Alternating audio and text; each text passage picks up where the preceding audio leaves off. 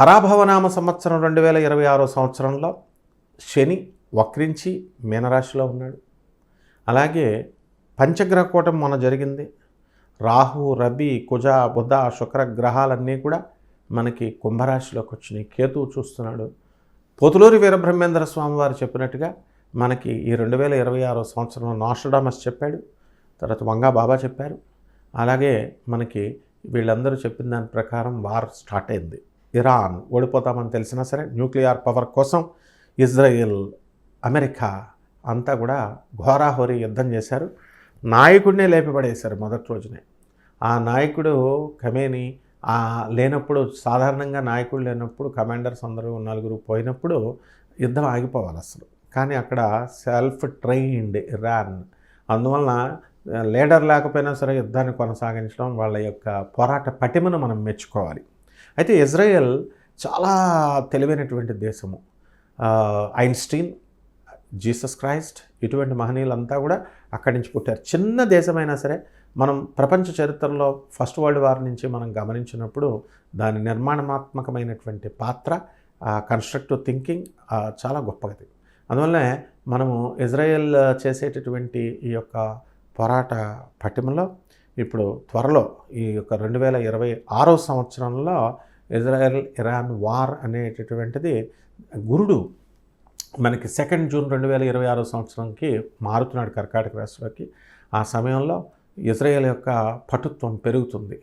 And ఈ సందర్భంగా మనకి ఈ సంవత్సరం అంతా కూడా పరాభవన సంవత్సరాలంతా కూడా యుద్ధాలు, అర్త్క్వేక్స్, భూకంపాలు.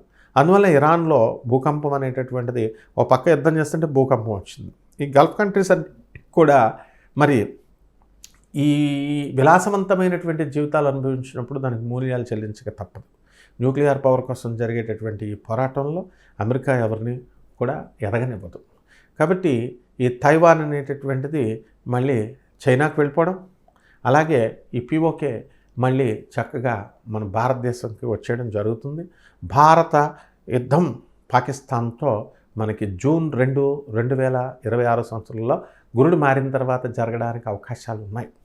కాబట్టి ఎక్కడో ఇదివరకు కూడా రాజులు పరిపాలన జరుగుతున్నప్పుడు ఏదో ఒక మూల ఏదో ఒక రాజు ఇంకో రాజ్యం మీద దండెత్తడం, గొడవలు జరగడం కామనే. అదేవిధంగా యుక్రెయిన్, ఈ రష్యా యుద్ధాలు గత సంవత్సరాల్లో జరగడం మనం చూస్తూనే ఉన్నాం. అలాగే దాంట్లో భాగంగానే కంటిన్యూషన్ ఆఫ్ సిరీస్ లాగా ఇప్పుడు ఈ యుద్ధాలు, ఇరాన్ యుద్ధాలు ఇవన్నీ జరగడం జరుగుతున్నాయి. కొన్ని అలీన దేశాలు ఇవన్నీ కూడా ఒకవైపుకి వచ్చి ఇది ప్రపంచ 3వ యుద్ధంగా మారడానికి పునాది పడుతుంది. ప్రపంచ యుద్ధం అయిపోదు.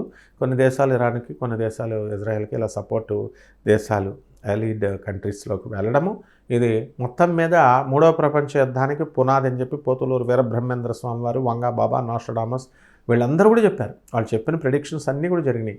9/11 అటాక్స్ జరిగినాయి. ఆ తర్వాత ఈ యొక్క ప్రిన్సెస్ డయానా చనిపోవడం జరిగింది. అండ్ ఎర్త్క్వేక్స్, వాల్కనోస్ పేలిపోవడము, ఈ వర్షాలు, ఈ సంవత్సరం అంతా కూడా రాజు గురుడు, మంత్రి కుజుడు. కాబట్టి మంత్రి చాలా ఫోర్స్ఫుల్గా డెసిషన్స్ తీసుకోవడం, ముందుకు వెళ్ళడం అనేటటువంటిది జరుగుతుంది. అండ్ భారతదేశం ఇప్పుడు 3rd వరల్డ్ సూపర్ స్టార్గా మనం ఉన్నాం ఎకనామిక్ రంగంలో. అండ్ 2042వ సంవత్సరానికి మనమే అగ్రరాజ్యంగా ఉంటాం. ప్రస్తుతానికి డాలర్ విలువను మోడీ గారు చాలా చక్కగా వేసుకుంటూ పడగొట్టుకుంటూ వస్తున్నారు. అదేవిధంగా ఈ యొక్క రాజ్యంలో మనకు మోడీ గారికి మన ట్రంప్కి తేడా ఏమిటంటే, మనకి పాకిస్తాన్ చేతుల్లో ఆ యొక్క కమాండర్ని చంపడానికి, ఆ దేశ అధ్యక్షుడిని చంపడానికి మనకు అవకాశం వచ్చినా కూడా కేవలం ఒక 20-30 కిలోమీటర్ల దూరంలో మనం వేసి బాంబింగ్ చేసి మిసైల్ని పంపించి వదిలేసాం మనం. That is the greatness of India అనమాట. కానీ ఈ ఇరాన్ని చూడండి ఎంత పైశాచికంగా వాళ్ళు అది తప్పుడు, వాళ్ళ లీడర్ సుప్రీం రాంగ్ లీడర్ అయినప్పటికీ కూడా డైరెక్ట్ వితిన్ సెకండ్స్లో ఆ మీటింగ్స్ జరుగుతున్నప్పుడు బంకర్లలోకి వెళ్లకుండా వీళ్ళు మిసైల్ పంపించడం, బాంబింగ్ చేయడం, మొత్తం ఆయనతో పాటు ఆయన కొడుకుని, ఫ్యామిలీ మెంబర్స్ని, మనవరాల్ని, తర్వాత కమాండర్స్ని అందరినీ చంపేసేయడం జరిగింది. కాబట్టి ఇది భారతదేశానికినూ ఇతర దేశాలకి ఉన్నటువంటి తేడా. కాబట్టి ఈ 2026 సంవత్సరంలో 3వ ప్రపంచ యుద్ధానికి పునాది కాబోతోంది. ఇందులో ఏ సందేహము లేదు. అండ్ శని వక్రించి మీనరాశిలో ఉన్నప్పుడు యుద్ధాలు, అర్త్‌క్వేక్స్, ఫైర్ యాక్సిడెంట్స్ ఇవన్నీ జరుగుతాయి అన్నాం. బస్సులు కాలిపోవడాలు, ట్రైన్ యాక్సిడెంట్లు ఇవన్నీ కూడా. శని మరి మేషరాశిలోకి వచ్చినప్పుడు మరి పోతులూరు వీరబ్రహ్మేంద్ర స్వామి వారితో సహా అందరూ చెప్పారు యుద్ధాలు జరుగుతాయని. ఈ 2.5 సంవత్సరాలు మనం కొట్టుకోవడమే. ఆ తర్వాత వృషభ రాశిలోకి వచ్చిన తర్వాత అస్సాం నుంచి, గౌహతి దగ్గర నుంచి విషవాయువులు రావడం, కరోనా లాంటి డిజీజెస్ వచ్చేయడం, ప్రాణాలు పిట్టల్లాగా కోల్పోవడం జరుగుతుంది. ఆ తర్వాత శని మిథున రాశిలోకి వచ్చినప్పుడు ఈ యొక్క ఆనందనామ సంవత్సరం అక్కడ ఉంటుందండి. పిట్టలుగా లక్షల మంది చనిపోవడం అనేటటువంటి జరుగుతుంది. యుగ ధర్మం మారుతుంది అండ్ సత్యయుగానికి మనం వెళ్ళిపోతాం.